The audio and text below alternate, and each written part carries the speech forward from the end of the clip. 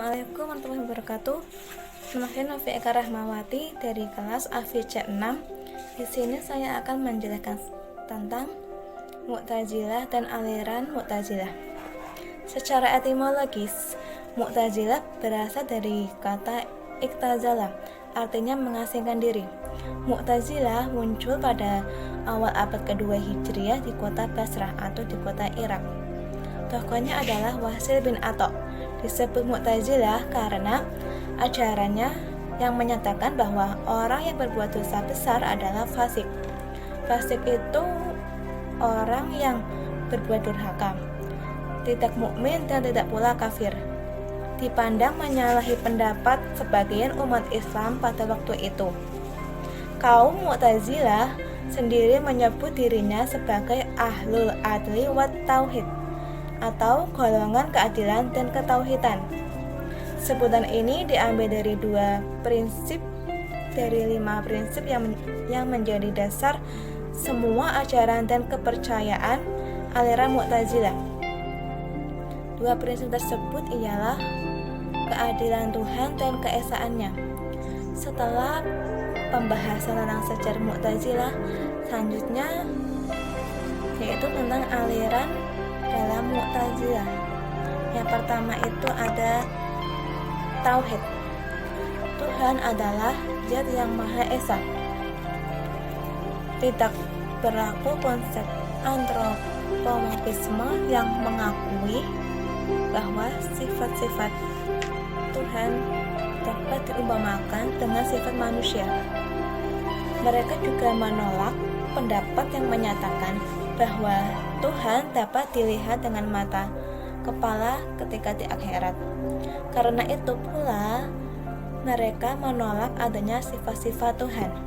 Jika Tuhan punya sifat, maka keesaan Tuhan tidak murni lagi.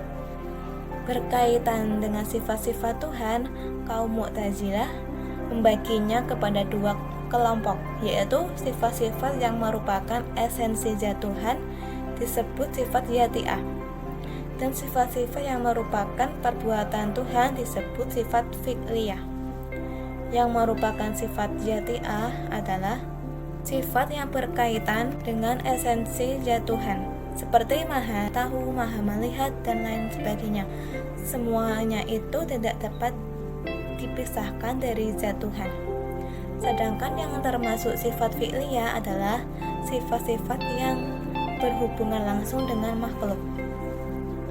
Yang kedua ada al-adl, artinya keadilan. Keadilan Tuhan menurut Mu'tazilah ialah sebuah kewajiban. Bentuk lain dari keadilan Tuhan adalah kewajiban Tuhan memberikan daya kepada manusia untuk menjalani kehidupan di dunia ini. Dengan demikian, keadilan Tuhan di sini erat kaitannya dengan perbuatan manusia. Tuhan dianggap adil jika Tuhan tidak ikut campur dalam perbuatan manusia, karena kewenangan Tuhan hanyalah memberikan daya sejak azali. Sedangkan proses penggunaan daya tersebut adalah kewenangan manusia. Karena itu manusia harus bertanggung jawab terhadap perbuatannya di akhirat. Yang ketiga ada al-wa'da wa al-wa'id. Ini merupakan konsekuensi logis dari ajaran yang kedua tentang keadilan Tuhan. Tuhan tak dapat disebut adil jika tidak memberi pahala kepada orang yang beramal soleh dan tidak menghukum orang yang berbuat maksiat. Keadilan Tuhan mewajibkannya memberikan pahala kepada yang berbuat baik dan siksa kepada yang berbuat jahat. Yang keempat ada al-manzilah baina manzilatain.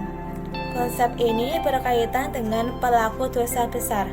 Konsekuensi dari keadilan Tuhan adalah bahwa yang beriman akan masuk surga dan yang kafir akan masuk neraka. Bagaimana dengan pelaku dosa besar? Di satu sisi dia masih tetap mukmin, tapi tidak bisa masuk surga karena dosa besar. Di sisi lain, dia tidak masuk kelompok orang kafir sehingga tidak pantas masuk neraka karena tidak ada tempat ketiga, maka dia tetap masuk neraka. Namun dengan siksa yang ringan, itulah yang dimaksud dengan tempat di antara dua tempat. Yang kelima yaitu ada amar ma'ruf nahi munkar. Ajaran ini merupakan ajaran Islam yang berlaku secara umum. Namun terdapat perbedaan antara Mu'tazilah dengan umat Islam dalam pelaksanaannya. Bagi umat Islam secara umum, amar ma'ruf nahi munkar dilaksanakan dengan 3 cara. Seperti dalam kata hadis. Yang pertama dengan tangan, yang kedua dengan lisan, dan yang ketiga dengan hati. Sedangkan bagi Mu'tazilah, amar ma'ruf nahi munkar harus berhasil, meskipun dengan cara sedikit menggunakan kekerasan. Sekian dari saya. Wassalamualaikum warahmatullahi wabarakatuh.